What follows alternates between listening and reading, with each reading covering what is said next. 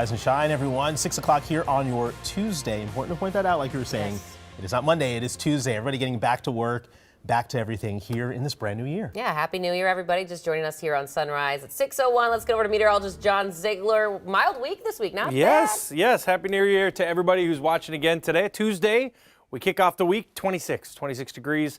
Pretty mild start. Again, temperatures have actually been climbing here as we go into the morning. We've actually seen cooler temperatures about an hour or two ago, and you can see that's because north and west of us, 13 degrees warmer, pretty much everywhere up there.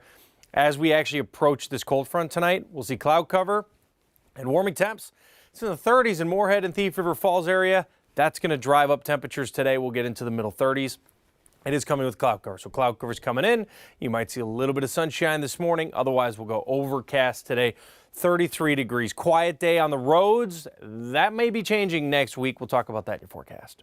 All right, John. Yes, as you just said, quiet on the roads. This is what we're seeing as of right now around the 694, 494 loop, a little north of 94 up in the North Metro in Blaine. Unfortunately, we are following a situation on 65 southbound. We did confirm with Anoka County authorities there was a potential hit and run in this area.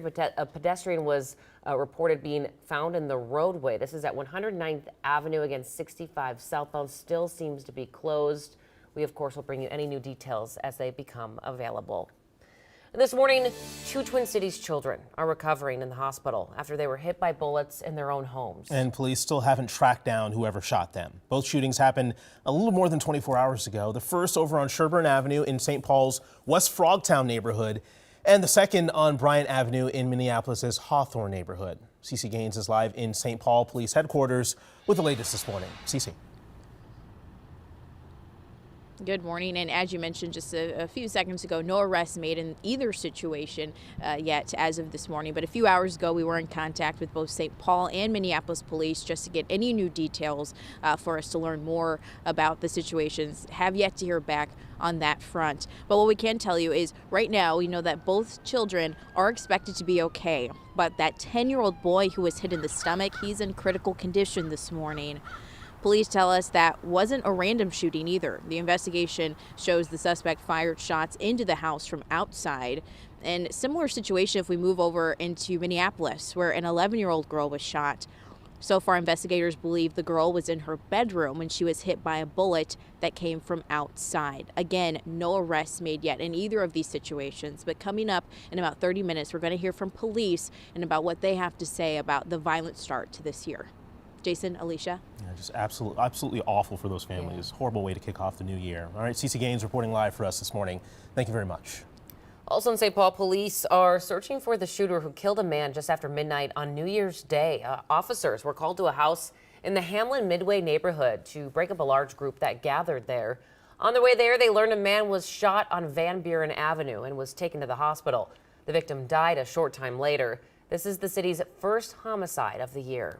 And here's a closer look at murder rates in the Twin Cities from the last few years. In St. Paul, there were 33 homicides in 2023, which is down from 2022.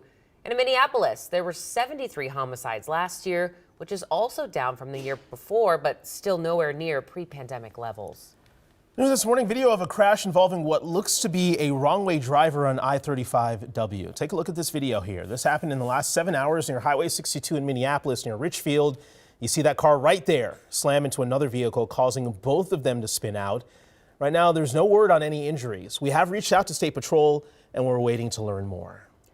For 6:04 is your time. We do have brand new developments in that massive plane fire at one of the busiest airports in Tokyo. Within the past 30 minutes, we've learned 5 people are now confirmed dead. They were on a Coast Guard plane that collided with a Japan Airlines plane.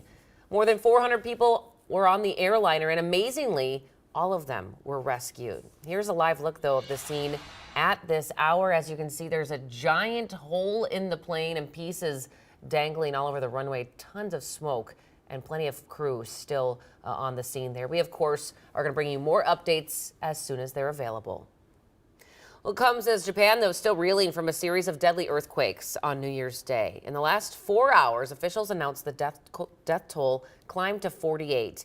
And now experts are saying people living in the region are not out of danger just yet. I'm Megan Fitzgerald in London, tracking the latest on the most significant earthquake to hit the western side of Japan in years. Soon after the earthquake, Japan issued a major tsunami warning with initial fears that waves could top 16 feet.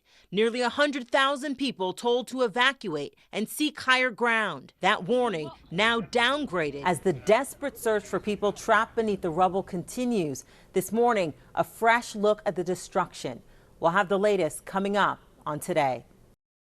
This week, at least a dozen new housing laws took effect in Minnesota and impacts renters and their landlords. But it's a law taking effect later this year in June that has stirred much debate in the industry. Under that law, landlords won't be able to evict tenants for certain crimes they commit away from the premises. There are exceptions for violent crimes. Renters groups say this will protect tenants from being evicted for minor crimes, but property owners are concerned the law may make buildings more unsafe. We really hope the legislature takes a very careful look at that law before it comes into effect. I've heard landlords really, I think, overly concerned about this issue. I don't think it's something that comes up as often as they're portraying it. Now, under Minnesota law, landlords still have the right to evict tenants for having illegal drugs on the property, illegal use of weapons in the building, and other crimes. The Iowa caucuses are now less than 2 weeks away, and it's shaping up to be a dramatic year in politics, both nationally and closer to home. So here are some of the big races that we're following. 5th District Congresswoman Ilhan Omar will face yet another Democratic primary challenge, a rematch with Don Samuels and new DFL candidates Sarah Gadd and Tim Peterson. Senator Amy Klobuchar will run for a 4th term. So far, no major Republican candidates have stepped up to challenge her. And at the state capitol, it will be a battle for control of the Minnesota House, with Republicans aiming to undo the DFL trifecta that took hold in 2022. If Republicans take over the state house, all the bargaining about public policy will change in a very radical way. Of course, the presidential election is likely to be a rematch between former President Donald Trump and President Joe Biden, but Minnesota's Dean Phillips is also in the race and faces his first test in New Hampshire against Biden. Well, tomorrow night we'll get